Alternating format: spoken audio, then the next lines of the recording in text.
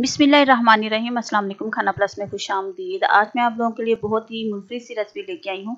आज मैं बना रही हूँ जी इंस्टेंट बर्फ़ी, जो बहुत ही छोटी छोटी बनती है, बहुत ही सॉफ्ट होती है और बग़ैर खोए के बनती है। ये जस्ट मैदे की बर्फ़ी है। तो चलिए फटाफट से अपनी रेसिपी को बनाना स्टार्ट करते हैं।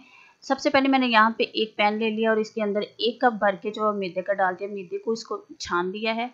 तो बस इसको लो फ्लेम पे पकाना है, ड्राई रोस्ट हमने करना है। जितनी हल्की आंच होगी उतना ही अच्छा जो है ना ये मैदा रोस्ट होगा। तो बस इसको जब इस स्टेज पे आ जाए, ये देखें थोड़ा सा रेड रेड सा होना स्टार्ट हो गया है।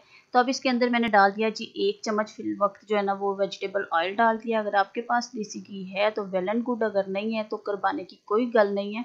आप इसमें सिंपल वेजिटेबल ऑयल भी यूज़ कर सकते हैं या डालडा घी जो ना वो भी यूज़ कर सकते हैं। थोड़ा थोड़ा ऑयल डालते जाएंगे और इसको चेक करते जाएंगे। अगर ऑयल ज़्यादा हो गया तो फिर हमारी बाइंडिंग अच्छी नहीं होगी। यहाँ पे टोटल 4 खाने के चम्मच जो है ना वो मैंने ऑयल के यूज़ किए हैं। अब यहाँ पे मैंने 3 साशे ले लिए हैं जी ड्राई मिल्क के। आप किसी भी ब्रांड का ले सकते हैं। एक बात ज़हन में रखिए कि जैसे ही मैदा जब वो रोस्ट हुआ था, मैंने आंच बंद कर दी थी। मिक्सी करने के लिए आंच का बंद करना ज़रूरी है।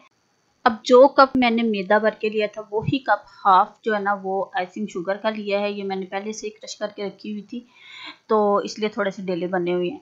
तो इसको अब हम पोले पोले हाथों के साथ मिक्स कर देंगे। मिक्स करने के बाद यहाँ पे मैंने चूल्हा जो है दोबारा चला दिया है।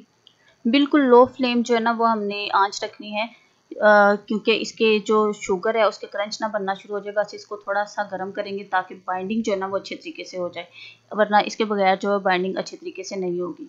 बस तकरीबन मैंने 5 मिनट हल्की आंच पे इसको अच्छे तरीके से गर्म किया और चूल्हा जो है बंद कर दिया है। अब इसको हम इसका बना के देख लेते हैं जी। पेड़े अगर आपने बनाने हैं गोल शेप में तो वो बना लें, जिस तरीके से आपका दिल चाहे। ये देखें, अब इसको थोड़े सख्त हाथ के साथ बाइंडिंग करेंगे तो फिर इसकी बाइंडिंग होगी। तो ये देखें बड़ी अच्छी सी बाइंडिंग हो रही है। इट मीन कि ये जो बर्फ़ी है हमारी वो बहुत ही अच्छी सी रेडी हो चुकी है।